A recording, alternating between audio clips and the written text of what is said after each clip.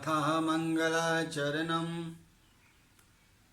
देवी प्रपन्नाति हरे प्रसीद प्रसीद मातर्जगतो अखिलस्यः प्रसीद विश्वेश्वरी पाहि त्वमीश्वरी देवी चरचरस्यः। प्रवक्ता आधार पुरुषस्य नामः डॉक्टर कृष्ण नारायण झा, सहायक प्रोफेसर, जूथालाल संस्कृत महाविद्यालय मझोलिया, पश्चिमी चंपारणम। आज का कक्षा है उपशास्त्री द्वितीय खंड, जो तृतीय पत्र के रूप में स्वशास्त्र विषय के रूप में जाने जाते हैं। पुस्तक का नाम है, निर्धारित पुस्तक का नाम है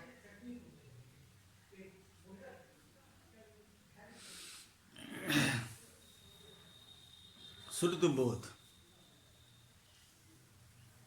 श्रुतबोध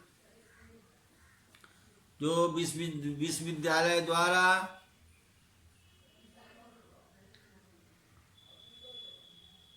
पच्चीस अंक की निर्धारित की गई है। साहित्य स्वशास्त्र विषय में तृतीय पत्र के रूप में जाने जाते हैं।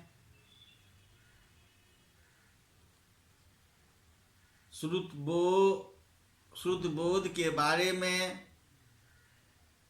अगली कक्षा में मैंने पुस्तक विवरण,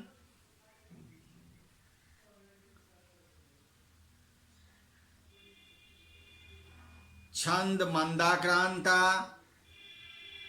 एवं पृथ्वी के बारे में जानकारी दिए थे। आज श्रुतबोध में छंद, आर्जा, गीत एवं उपगीत, अक्षर पंक्ति, ये चारों छंद के बारे में जानकारी प्राप्त करेंगे। सर्वप्रथम गीत छंद किसे कहते हैं? गीत छंद कैसे जानेंगे? यह गीत छंद है।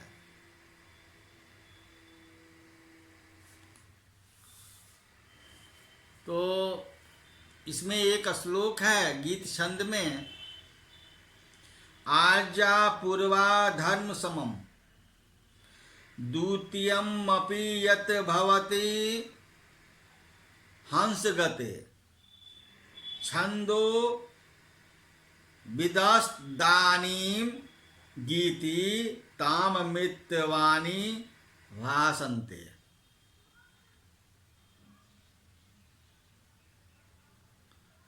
इसका अन्वय है हंस गते आजा पूर्वा धर्मसम द्वितीयम अपि भवति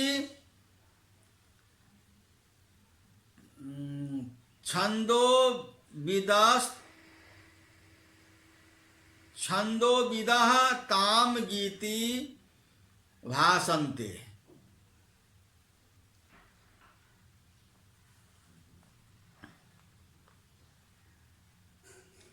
इस श्लोक का शब्दार्थ है, हे हंस की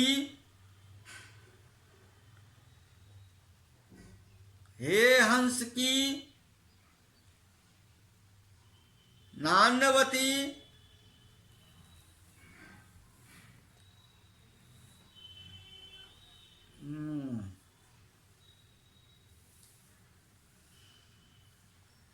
हंसस्य गीतिरिव गति यस्या सा हंसपतिः स सम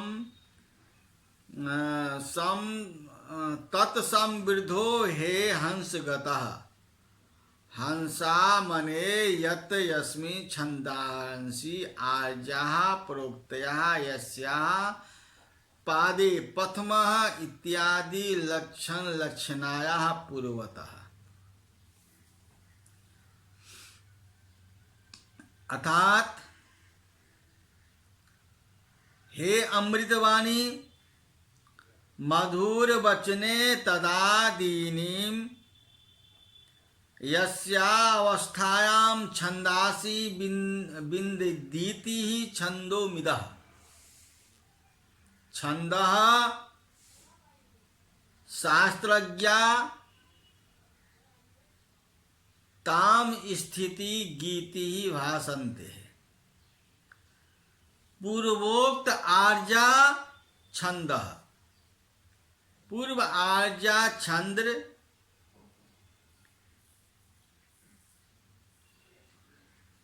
जिसके प्रथम पाद में 12 मात्रा और तृतीय पाद में 12 मात्रा हो, दूसरे पाद में 18 और चौथे में 15 मात्रा हो, वह आर्या कहलाती है। इसी तरह कह रहा है आर्या में पूर्व जैसे 12 जोड़ 18 30 मात्रा होती है और पूर्वार्ध में 12 प्लस 15 27 मात्रा, किंतु गीत के पूर्वार्ध उत्तरार्ध दोनों में 30-30 मात्रा होती है। इसे पत्था भी कहते हैं, पृथ्वी भी कहते हैं। उपगीत का क्या है? या आजो उत्तरार्ध तुल्यम प्रथमं मपि प्रयुक्तं चेतः कामनी कामोक्त गीति प्रकाशयन्ते महाकवः।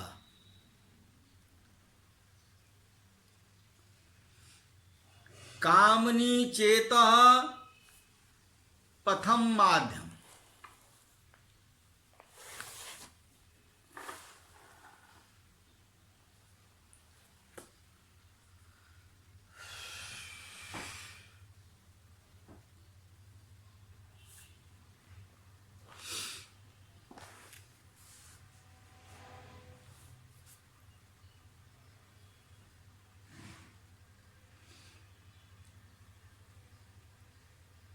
कामनी अर्थात सुंदरी, चेता यदि प्रथम अधिपति, पूर्वार्ध भी।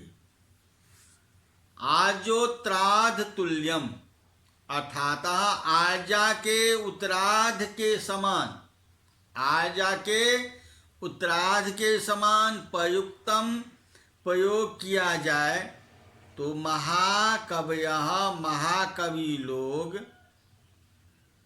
ताम मतलब उसे उपगीत नामक से प्रकाशयन्ते अर्थात प्रकाश होते हैं, कहे जाते हैं। अस्य श्लोकस्य व्याख्यायाः कामः अस्याः आसीतः कामनी तत्संविद्धो द्वे कामनी। सुंदरी कामनी अर्थात सुंदरी ही चेता यदि प्रथमं च ददर्भ चेती प्रथमार्घ्य प्रथमो भागः पूर्वाद् मिति यावत् आर्यायाः। पूर्वोक्त लक्षणायाः उत्तराधेन द्वितीय भावेन तुल्यम समानम प्रयुक्तम रचितं भवेत् तदा महानस्य ते कवय महाकवय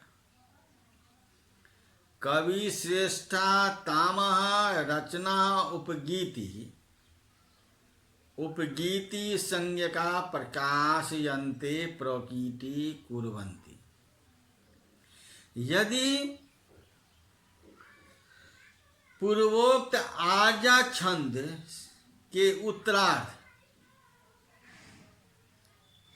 तृतीय चतुर्थ चरण के समान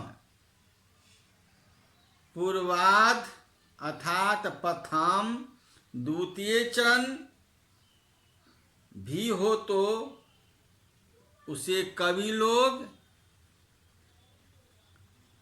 आजा के उत्तरार्ध में 12 जोड़ 15 बराबर 27 मात्रा होती है उपगीत में।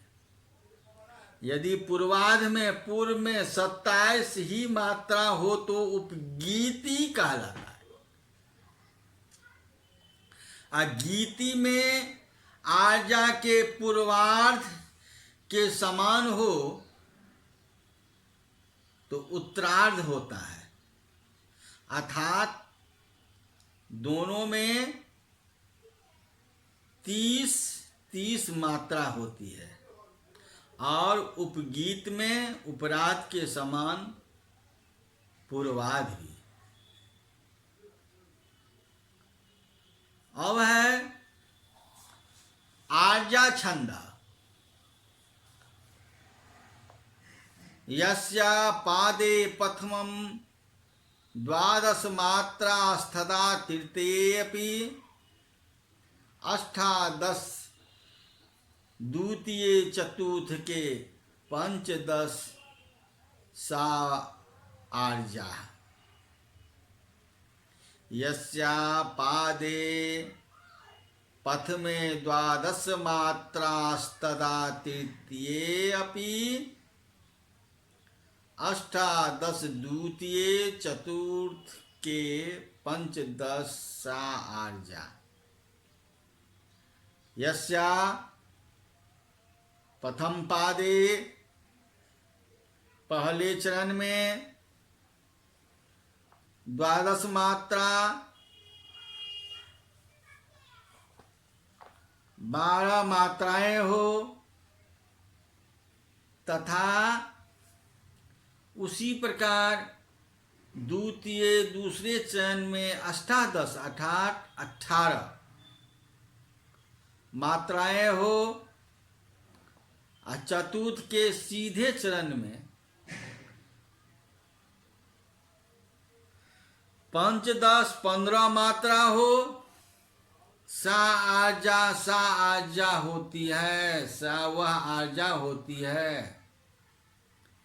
अस श्लोकस्य व्याख्यायाः यस्याः प्रथम पादे प्रथम चरणे 2 च 10 च 12 संख्यका मात्रा तथा एवमेव तृतीय चरणम अपि 12 एव मात्रा भवन्ति शेषः। द्वितीय चरणे 18 संख्यका चतुर्मेव चतुर्थ तस्मिन् चतुर्थ के आर्याखेद भवति, जिसके प्रथम पाद में 12 मात्रा। आजा छंद में क्या होता है, जिसके प्रथम पाद में 12 मात्रा और तृतीय पाद में भी 12 मात्रा हो, दूसरे पाद में 18 और चौथे में 15 मात्रा हो, आजा छंद कहलाती है। ये हुआ आजा छंद का। अब अक्षर पंक्ति। अक्षर पंक्ति अक्षर पंक्ति का छंद का कैसे होता है, इसका एक श्लोक है, आद्या आदि में चतुर्थ चतुर्थ पंचमेकम चेतः। आद्या, आद्या में देखिए गुरु है, आ में दया है, लघु लघु और चतुर्थ गुरु गुरु।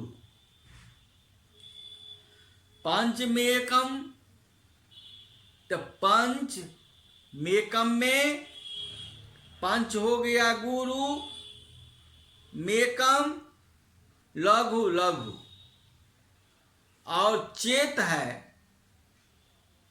तो चेत गुरु गुरु। यत्र है गुरु स्यात् सा अक्षर पंक्ति है। इस श्लोक का अन्वय है,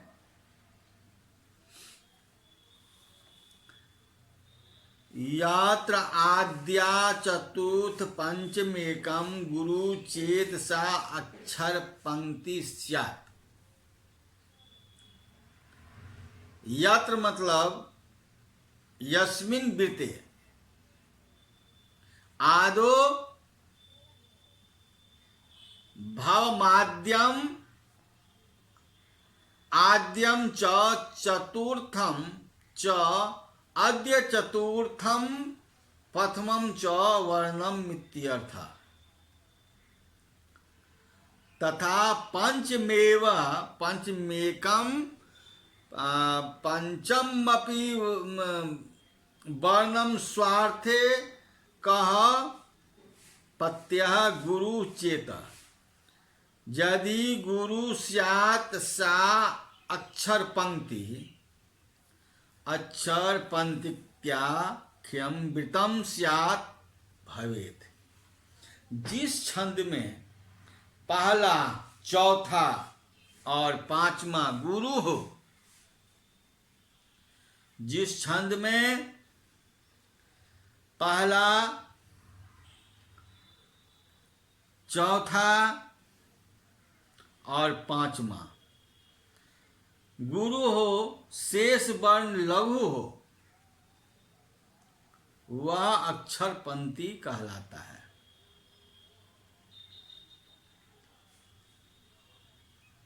बीत प्रकरण आरंभ, तो यहां से बीत प्रकरण आरंभ होता है। अक्षर पंक्ति से वृत्त प्रकरण प्रारंभ होता है, और वर्णों में और वर्णों के अनुसार छंद वर्णित होता है। एक अक्षर के चरण से लेकर 26 अक्षर तक के प्रत्येक चरण वाले ये वृत्त या छंद कहलाती है।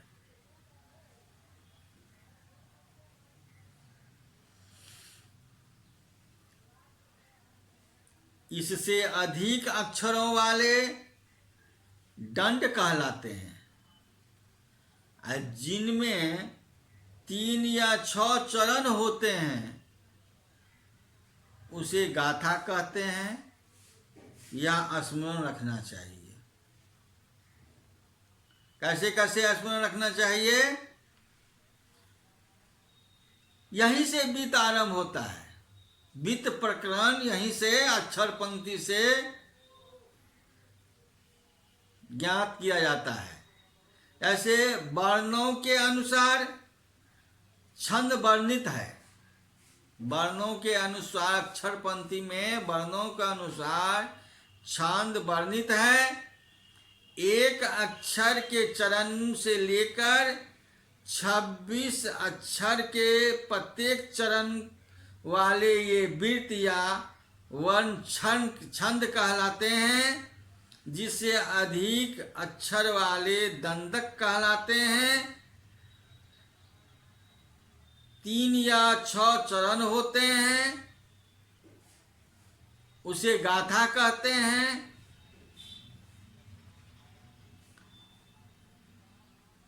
इस तरह अक्षर पंक्ति छंद के रूप में जाने जाते हैं।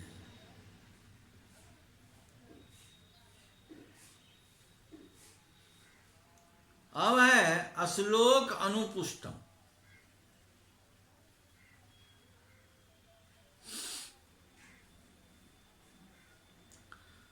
श्लोक अनुपुष्टम मेरी बहुत बहुत इंपॉर्टेंस यह छंद है। श्लोके षष्ठम गुरु ज्ञेयम सर्वत्र लघु पंचसम द्विचतुष्पादयो हर्स्वं सप्तम दीर्घमन्यो।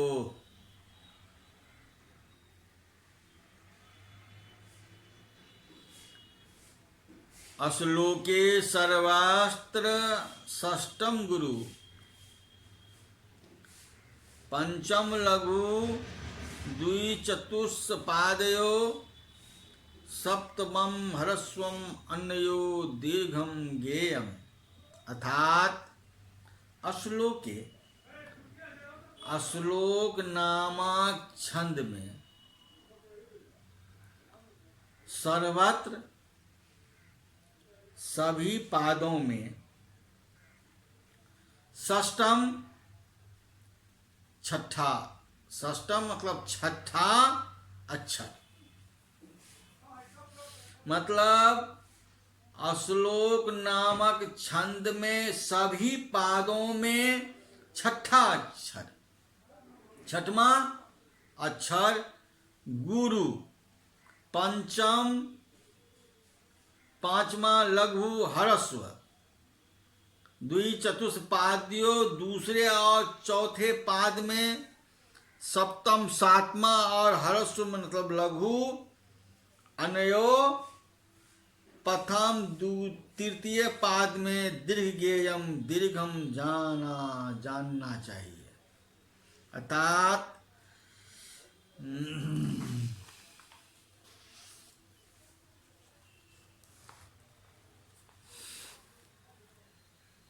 जिस छंद में प्रत्येक चरण में छठा अक्षर दीर्घ हो, जिस श्लोक छंद में छठा अक्षर दीर्घ हो अर्थात गुरु हो और पांचवा अक्षर लघु हो, सप्तम अक्षर दूसरे और चौथे पाद में ह्रस्व हो तथा अन्य प्रथम द्वितीय पादों में दीर्घ के उसे श्लोक नाम से जाना जाता है। यह 8 अक्षर के पाद वाला छंद है। इसे अनुपुष्ट छंद और कई नामों से जाना जाता है। संस्कृत वाङ्मय में इस छंद का अत्यधिक प्रयोग हुआ है। संस्कृत वाङ्मय में इस छंद का अधिक योग हुआ है। यह शुद्धबोध नामक पुस्तक से आज मैंने 5 छंदों के बारे में जानकारी प्राप्त किए हैं। आज का व्याख्यान हम यहीं समाप्त करते हैं। इति संपूर्ण।